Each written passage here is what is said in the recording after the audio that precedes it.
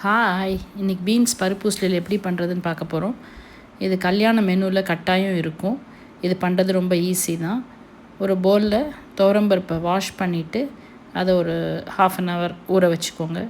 அதில் சிகப்பு மிளகா, பெருங்காயம் ரெண்டுத்தையும் சேர்த்து மிக்சியில் தண்ணியெல்லாம் எறுத்துட்டு அதை பல்ஸ் மோடில் வச்சு அரைக்கணும். அதுக்கு முன்னாடி உப்பை சேர்த்துக்கோங்க.